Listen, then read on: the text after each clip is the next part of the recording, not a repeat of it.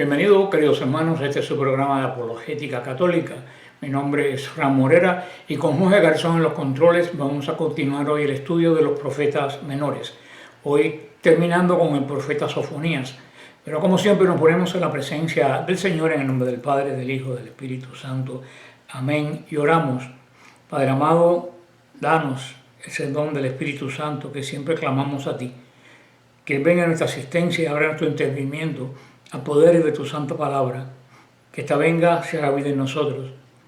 Y así podamos construir el reino de Dios, que es el mandato tuyo. Todo esto lo pedimos en nombre de Jesús el Señor. Amén. María, Madre de la Iglesia, ruega por nosotros. Pues bien, hoy estamos en el último capítulo de este profeta menor. Tiene solamente tres capítulos. Y Sofonías, como todos los profetas de Israel, siempre van a terminar con ánimo. El profeta primero golpea cuando tiene que golpear de parte de Dios, cuando las cosas creen la gente que están bien. Pero cuando todo se torna al revés, todo se pone oscuro, entonces el profeta consuela. Por eso es que este capítulo 3 de Sofonías es, pues, va a hablar de lo mismo de los demás profetas. ¿De qué? De la restauración de Israel. Así como termina el profeta, como todos los profetas. Vamos a Sofonías 3, en el nombre del Padre, del Hijo, del Espíritu Santo. Amén. Y vemos del capítulo 1 al 4 y dice así. Ay de la rebelde e impura, la ciudad prepotente. No escuchó la voz ni aceptó la instrucción. No confió en el Señor, ni se acercó a su Dios. En medio de ella sus príncipes son leones rugientes. Son jueces, lobos de la tarde, que no dejan hueso para la mañana. Sus profetas, unos fautos, hombres embusteros. Sus sacerdotes profanaron el santuario y violaron la ley. Ay de la ciudad. Así comienza esta parte última de Sofonías. Hemos estado hablando continuamente de la ciudad de Nínive en los otros dos capítulos. Por eso, cuando este capítulo 3 dice ay de la ciudad, todos pudiéramos pensar que se trata de Nínive, ¿no? Que la ciudad opresora que se habla en estos versículos sea Nínive, que sus profetas, sus sacerdotes, el santuario, la ley, que todo fuera de esta ciudad pagana. Pues no, hermano, la ciudad opresora es Jerusalén, que es llamada otras veces prostituta porque se alía con todos los poderes extraños del mundo y desprecia a su verdadero esposo, que es el Señor. Y vemos que aquí hay 3 veces que dice no escuchó ni esas tres cosas. Repite estas 4 frases el profeta: no, ni, no y no. Primero, no escuchó la voz. Dios llamó a su pueblo, pero ellos no escucharon. Si hay alguna voz que las ovejas deben obedecer, es la voz del pastor. Pero esta vez las ovejas no escucharon la voz de su pastor. El segundo ni recibió la corrección. La corrección ciertamente vino, pero ella no la recibió como corrección de parte del Señor. En cambio, fue un mal momento por lo que pasaron. Fueron situaciones difíciles, lo que sea. Estamos de mala en este momento, la economía va mal, el cambio, qué sé yo, pero no lo tomó. Todo lo que le venía pasando no lo tomó como corrección. Igual nos puede pasar a nosotros. El COVID, terremotos, tantas cosas que pueden ser correcciones. Y decimos, no, es que el calentamiento global, no que el hombre, no que tal, no que cuál país, no que hermano. Tenemos que oír la voz del Señor cuando nos habla de corrección, porque fíjense lo que le pasó a Jerusalén por no escuchar la corrección. Bien, otro no confió en el Señor. Dios nunca le dio una razón para dejar de confiar en Él. Él siempre fue fiel. Él nunca demostró ser indigno de la confianza que Israel había puesto en Él desde el principio que lo sacó de Egipto. Ahora el pueblo de Dios va a negar, no solo a negar, va a contradecir abiertamente las promesas del Señor, las promesas, la palabra del Señor y sobre todo el pacto que Dios tiene con Israel y que ellos juraron guardar en la base del monte Sinaí y fueron sellados con sangre. No confiaron absolutamente en Dios.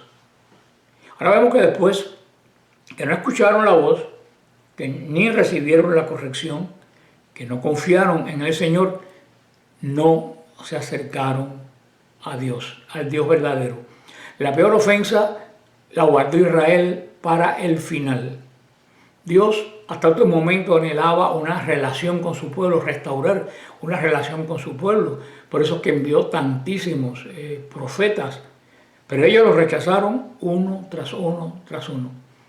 Su deseo era seguir su propio camino, no seguir la alianza que Dios había formado y las estipulaciones que Dios le había dado en esa alianza para que ellos pudieran mantener esa tierra y vivir en paz y vivir en libertad. Ellos siguieron su propio camino. Muchas veces cuando seguimos nuestro propio camino, queridos hermanos, es un camino totalmente opuesto al camino de Dios. Vamos a ver los versículos 5 y 7 y dice así: He exterminado a las naciones, sus torres angulares están destruidas. He dejado desiertas sus calles sin que nadie transite. Sus ciudades están desoladas, no queda nadie, ningún habitante. Yo me dije, al menos me temerás tú, aceptarás la instrucción, y no se borrarán de sus ojos los castigos que les he dado. Sin embargo, se apresuraron a pervertir todas sus acciones. El Señor, en medio de esta ciudad, su ciudad, es justo. Esto hizo esta justicia de Dios que se manifestó de tantas formas desde el comienzo de la alianza con su pueblo.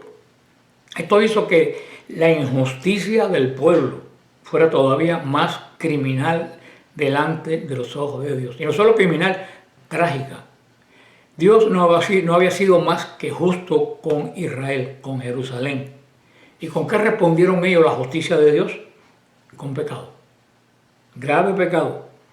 Rechazar la alianza. Cuando se rechaza la alianza, se rechaza toda la obra de Dios. Tanto sea la antigua como sea la nueva. Eventualmente se colocaron del lado equivocado de la justicia de Dios. Bueno, eso pasa muchas veces. Muchas veces escogemos el lado totalmente contrario a lo que... Cuando se dice justicia de Dios, no estamos hablando de justicia jurídica, estamos hablando de lo que es justo. Muchas veces, casi siempre, nos ponemos en el lado equivocado, en el lado de la justicia de los hombres, no en el lado de la justicia de Dios. Hermano, y cuando uno se pone enfrente de la justicia de Dios, lo único que puede venir es el juicio. Ciertamente, Dios trajo su justicia a las naciones de alrededor de Judá. Lo hemos visto en todos los profetas. Eso es lo que le dice aquí Sofonías. Ustedes tienen que haber visto lo que ha sucedido con la gente que los rodea a ustedes. Miren lo que ha sucedido. Judá, mira lo que pasó con el reino del norte, que rechazó a Dios. En lugar ellos de aprender de las naciones vecinas, de sus hermanos, el reino del norte, ¿qué fue lo que hicieron? Se volvieron más impíos todavía. Se rechazaron totalmente esta justicia de Dios. Vamos a ver el versículo 8 y 13 y dice así: Por eso espérame, oráculo del Señor, el día que me levante como testigo, porque he sentenciado reunir a las naciones, agrupar los reinos, para derramar sobre ellos mi furor. Todo el ardor de mi ira por el fuego, mis celos, será devorada la tierra entera. Y sigue diciendo por el capítulo, vamos a continuar porque tiene que ver, vamos a continuar por este capítulo 9. Dice así también: Entonces volveré puros los labios de los pueblos, para que invoquen todos ellos el nombre del Señor, para que le sirvan todos juntos. Desde más allá de los ríos de Etiopía, los que me veneran, las hijas de mis dispersos, me traerán ofrendas. Aquel día no serás más avergonzada por ninguna de las fechorías con que te rebelaste contra mí, porque entonces apartaré de ti a quienes se jactan en tu altivez, para que no vuelvas a engreírte en mi monte santo. Dejaré en medio de ti un pueblo humilde y pobre, y pondrán su esperanza en el Señor. Los restos de Israel no cometerán iniquidad, ni hablarán mentira, ni se encontrará en su boca lengua dolosa. Ellos podrán apacentarse y reposar sin que nadie lo espante. Primeramente vemos que comienza con un juicio de Dios, derramar sobre ellos mi enojo. El Señor dice, en aquel tiempo te voy a devolver. A la luz del pecado repetido por Israel una y otra vez, pecado crónico de Israel, y no solo de Israel, también de todas las naciones, inclusive modernamente, Dios trae juicio. ¿Qué cosa es pecado crónico? Pecado contra pecado. El Señor avisa de muchas formas, catástrofes naturales, profetas, muchas formas el Señor pues tiene de avisar. Y el hombre no oye, busca excusas o se pone aún peor y lo reta. Esto es el pecado repetido, esto es el pecado crónico de las naciones. Y no solo el pecado crónico de las naciones, el pecado de nosotros, del pueblo de Dios, que somos el pueblo de la segunda alianza, tal como Israel fue el pueblo de la primera alianza. Tras esta situación tan desolada, ya el Señor no tiene nada más que hacer. Que el Señor lo único que puede hacer es traer juicio. Pero como Él es un Dios de consolación y es un Dios fuerte y fiel y no teme las consecuencias que podamos tener nosotros o lo que podamos pensar nosotros, el Señor, cuando elimine toda esa mala hierba, va a volver a comenzar la restauración de la nación. Así ha sido antes, ha sido ahora. Israel fue destruido, fue castigado y fue vuelto a restaurado una y otra vez. Esa ha sido la iglesia a través de los siglos ha sido golpeada y ha sido restaurada, ha sido golpeada y ha sido restaurada. Somos el segundo Israel y yo creo que no nos diferenciamos mucho si tenemos a vista que ellos no tenían lo que tenemos nosotros, que es la gracia santificante, que ellos no tenían un mediador como lo tenemos nosotros. Así que si tenemos que mirar, hermanos, nosotros somos más culpables que ellos. No nos puede llamar la atención. ¿Para qué va a suceder esto? Dice, para que todos invoquen el nombre de Dios. Esta es la restauración final que hablan todos los profetas. El Señor le daría al mundo un lenguaje común nuevamente. ¿Cuál es este lenguaje común? No es tanto el idioma, sino como la pureza de los labios, la pureza de lo que tú mencionas, la pureza de lo que tú alabas, la pureza de lo que tú entregas al Señor. Dice que Israel va a volver todos a adorar de nuevo a su Señor. Y así será no solo Israel, también nosotros, el pueblo del segundo pacto. Para eso está el Antiguo Testamento, para que aprendamos de los errores de ellos y no caigamos en lo mismo. Pero viene mi gran pregunta, ¿aprendemos? Y viene la segunda pregunta, ¿conoceremos a estos profetas? ¿Sabremos que ellos han anunciado al primer pueblo de la alianza? Yo les aseguro que la inmensa mayoría del pueblo de Dios desconoce a los profetas menores, desconoce la situación que atravesó Israel durante esos tiempos. Y desconocer la historia, queridos hermanos, es estar obligado a volverla a repetir. Para eso está el Antiguo Testamento, repito, para nosotros mirar y escudriñar y no volver a caer, oír las advertencias de Dios a su pueblo en el primer pacto y así no volver a cometer los mismos errores. Dice que después que Él haga todo esto, literalmente, dice que va a hacerlo todo, ellos van a caminar con un solo hombro. La idea es que todos los hombros trabajen juntos, como uno solo, que todos soporten la carga del trabajo, de la restauración del resto de la nación de Israel. El Señor promete, cuando llegue ese día final de esta restauración, al final de todo, dice, nunca más se va a ensorbecer el monte santo. Ese es el futuro de nosotros, de la iglesia, cuando la iglesia sea restaurada y venga el Señor, vamos el liderazgo del Señor que viene a juzgar vivos y muertos, que va a establecer a sus redimidos en estos cielos nuevos, en esta tierra nueva, que a muchos les parecen quimeras, pero sí piensan que de un átomo de la cabeza de un alfiler explotó y salió el Big Bang. Eso no es quimera, pero cuando hablamos de la restauración, del cielo nuevo, de la tierra nueva, porque este universo tuvo un principio, y si tuvo un principio va a tener un final. Este universo, si tuvo un principio, tiene que haber habido alguien antes del principio que creara el universo. Porque hace unos años atrás los científicos decían que el universo era infinito, que no tenía principio ni fin. ¿Y qué es lo que aducían los científicos varios años detrás, un siglo detrás? Busquen para que ustedes vean. Ellos decían que si se descubrieran que el universo tuvo principio, tendríamos que llegar a la conclusión de Dios. ¿Y qué pasó? Y fue un sacerdote católico, se demostró que el universo tuvo principio. Y ellos se tragaron su palabra y no volvieron a mencionar. Como si tiene principio, eso nos lleva a que hay un Dios, misterio. Dice, el Señor promete que en estos cielos nuevos, esa tierra nueva, habrá paz, habrá prosperidad para siempre. Porque no va a hacer falta, dice, ni luz, ni el sol, dice el Apocalipsis, porque Él va a ser el sol de todas las naciones.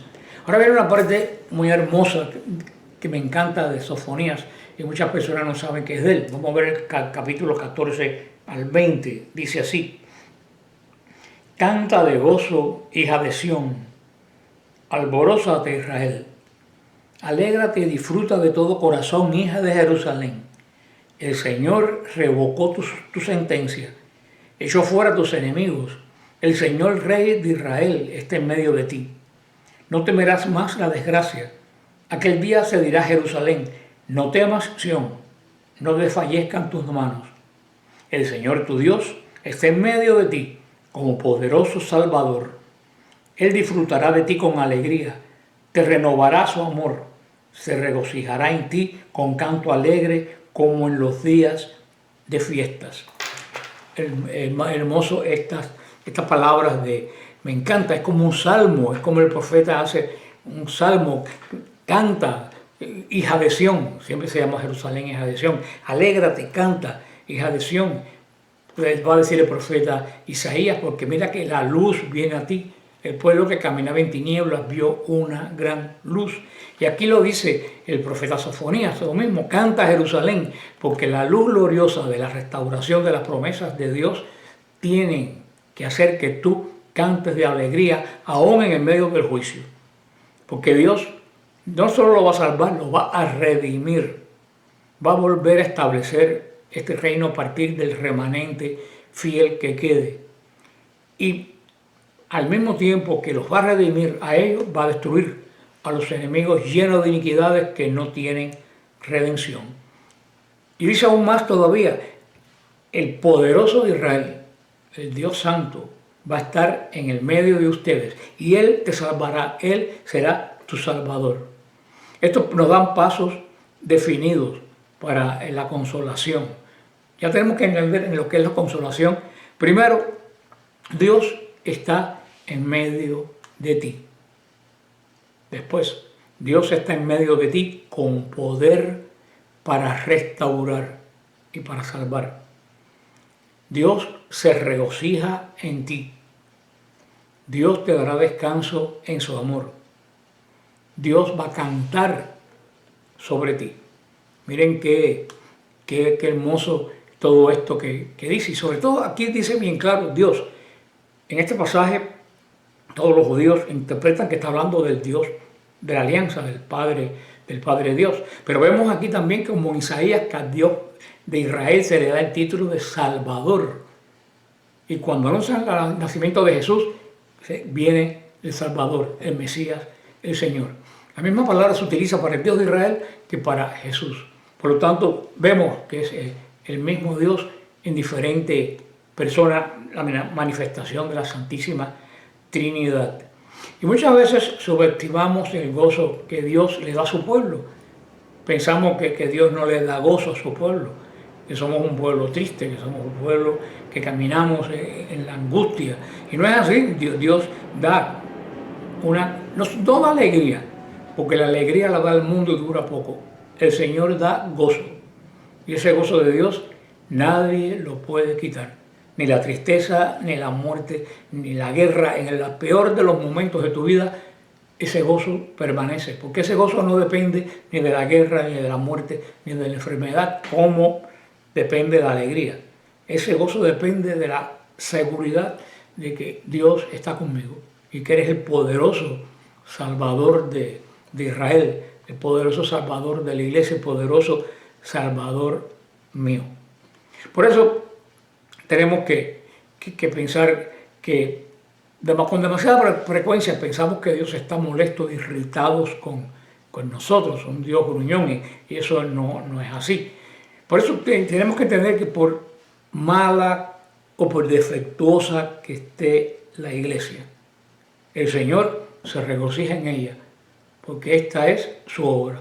Tal como se regocijó en Israel, a pesar del mal que hubo en Israel, porque Israel también fue la obra del Señor. En el Señor no se entristece, en el Señor no hay tristeza. El corazón de nuestro Dios es un corazón siempre alegre. Y esa alegría Él nos la transmite a nosotros en este gozo que es un don. Y dice que Dios se va a regocijar sobre ellos con cánticos. No solamente no solemos pensar en Dios cantando. Nunca yo me lo había imaginado tal era sofonías. Me imagino que tampoco ustedes. Pero aquí no nos dice que el Señor va a cantar sobre nosotros, va a cantar sobre su pueblo. Yo me pregunto, ¿cómo cantará Dios? Eso es algo que yo creo que en nuestro sentimiento, en nuestra sensibilidad, no podemos captar y no podemos recibir. Lo más cerca que ha oído el hombre es el canto de los ángeles. Pero aquí nos dice, gran sorpresa, que Dios canta. Ojalá que un día nosotros podamos escuchar el canto de Dios, que me imagino que eso será la eternidad. Me imagino que la eternidad será el canto de Dios. ¿Cuánta alegría le da a Dios los hombres que se salvan, que aceptan su redención, que Dios canta? Ahora, si Dios canta, ¿no vamos a cantar nosotros? Dios cantó, y me imagino yo, cuando hizo el mundo. No lo miró y dijo simplemente que era bueno, sino que se regocijó en lo que estaba haciendo. Los ángeles cantaron. Los hijos de Dios gritaron de alegría. La creación fue maravillosa para el hombre y la redención, pero mucho más para Dios, que podía haber hecho miles de mundos con su propia voluntad, buscar gente que lo adoraran. Y el Señor se ha fijado en nosotros, en sus redimidos. Por todo esto, ¿qué le dice el profeta a Israel? La palabra que se repite 365 veces en la Biblia y que Juan Pablo II utilizó tantas veces: no temas. En este caso, no tengas miedo, no temas Sión, no se debiliten tus manos. Cuando uno teme, uno se debilita. Por eso el Señor nos dice, no temas. Sabemos que el Señor no solo nos ama, porque cuando uno ama a alguien lo cuida, sino que el Señor nos ama y nos cuida. Dios debería hacernos esto responder de dos maneras. Primero, no tememos, no debíamos temer. Si el poderoso nos ama, si el poderoso se deleita con nosotros, ¿qué podemos tener o qué podemos temer nosotros? A no ser que tú tengas algo que pienses que Dios no se puede regocijar en lo que tú tienes. Pero yo creo que aún en lo peor que tú puedas tener, tú vales la sangre de Cristo. Siempre Dios se va a regocijar porque el valor tuyo es el valor de la sangre de Cristo en la cruz. Y por eso, como no podemos temer, tenemos que echar fuera el temor. Dios no va a dejar que nuestras manos se debiliten. Sabemos que este Dios es un Dios de amor, es un Dios poderoso. Por eso no nos podemos debilitar y no nos podemos cansar en el servicio para Él, aunque el camino sea difícil, aunque pensemos que ya no tenemos nada que ofrecer o no tenemos nada que aportar. Nos dice, no temas. Y a veces alguno diría, vaya, déjame temer aunque sea un poquito. Y el Señor dice, no temas, porque estás temiendo a lo que no es. En vez de temer al mal, estás temiendo a mí. El Señor nos da esa promesa, no temas. Tenemos que apretar eso bien fuerte en nuestro corazón y ponerlo en nuestra garganta. Tenemos que echar fuera el temor. Y sigue diciendo el profeta, reuniré de ti a los que estaban en agobio para quitarles la deshonra. He aquí, en este tiempo voy a dar el exterminio a todos los que te afligieron.